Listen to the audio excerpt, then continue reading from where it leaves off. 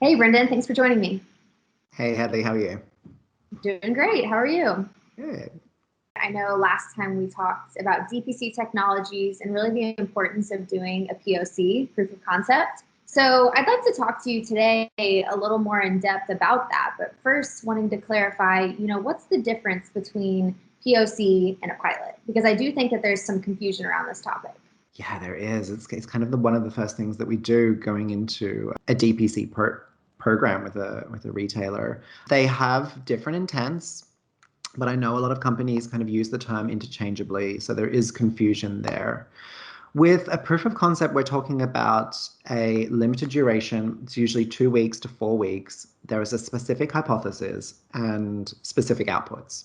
We try to determine before we even start what the outcome is going to be.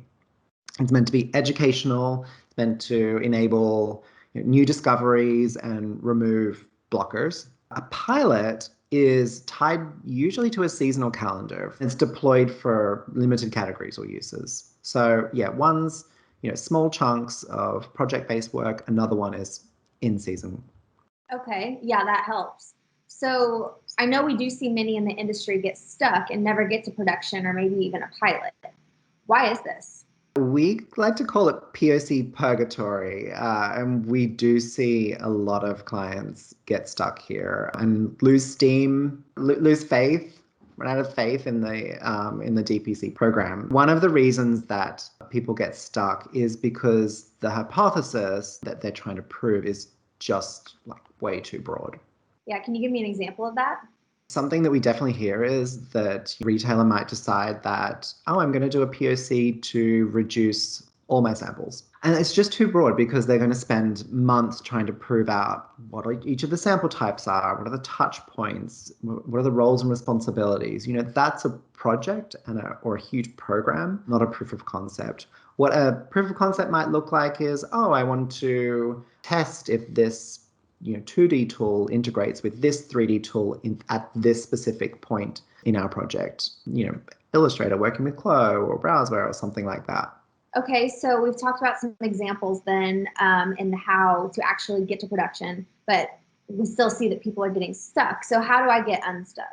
Yeah. So, I mean, back to the first question, just understanding the difference between a pilot and a POC is a good place to start. Looking at the desired project outcomes, just being honest with the scope, just don't be afraid to chop them down. Make mini projects out of mini projects and keep going until they're specific enough. And you can do that by building a POC backlog, just having, a list. You can really, break them down into manageable chunks that your teams and your project managers are able to digest. Make sure you have discrete hypotheses. So focus on the desired outputs of the POCs and anchor your hypotheses to those outputs. Governance is important, so ensuring that each POC aligns to projects and kind of guiding pillars, like what are the pillars that you put together for your overall project? And if you do a little POC, does that align with the pillar that you created? Or are you suddenly doing POCs that are for future use cases that are 10 years down the track? So just again, be honest with what you're trying to achieve. And then change management. Be aware of resistance, lean in if people are struggling. Don't be afraid to chop and change and over communicate the outcomes and the ongoings with your POC program. So delivering more discrete POCs on shorter timelines with limited scope will help you get quick wins, build momentum, and build confidence. And you want people winning constantly and reinvesting in future POCs. All really great tools and great tips, Brendan. And I appreciate your time today. No problem. Thanks, Hadley. Thank you.